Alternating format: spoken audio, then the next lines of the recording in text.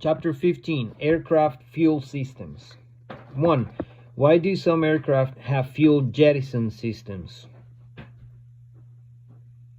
To allow the crew to reduce the weight of the aircraft down to or below the maximum allowable landing weight.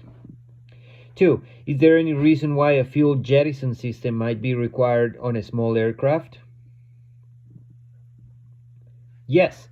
If the maximum takeoff weight exceeds the maximum allowable landing weight, a jettison system would be required. 3. What are some other names for a single-point fueling system? An underwing or pressure fueling system. 4. Why do multi-engine airplanes have fuel cross-feed systems? To allow any engine to draw fuel from any tank. 5. The fuel selector valve for a multi-engine aircraft must have at least 3 positions. What are they? On, off, and cross-feed. 6. Why do some fuel tanks have internal baffles?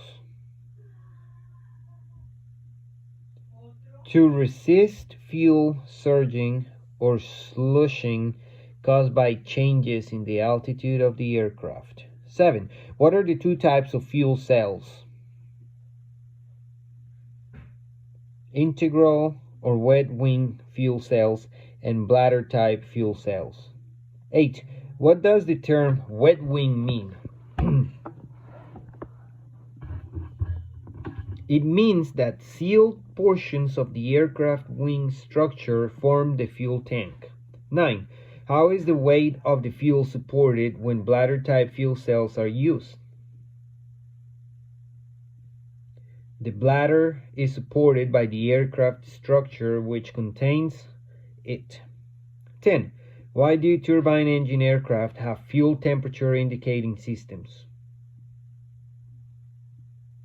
To allow the crew to determine if the fuel is cold enough to produce the danger of the formation of ice crystals. 11. Name 4 types of fuel quantity gauging systems currently in use. Side gauges, mechanical, electric, and electronic gauges. 12. Why are electronic capacitance type fuel quantity indicating systems more accurate than other types? They measure the mass of the fuel instead of the volume. 13. What are drip gauges and side gauges?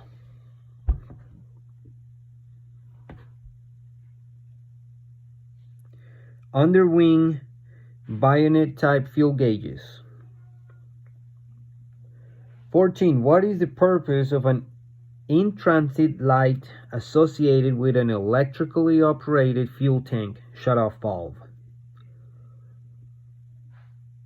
To provide an indication that the valve is in motion between one position and another.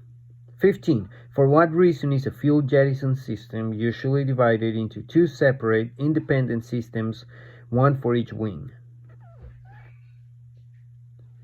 To help maintain lateral stability by jettisoning fuel from a heavy wing if necessary. 16. What procedures should be followed regarding gaskets and seals when replacing fuel system components?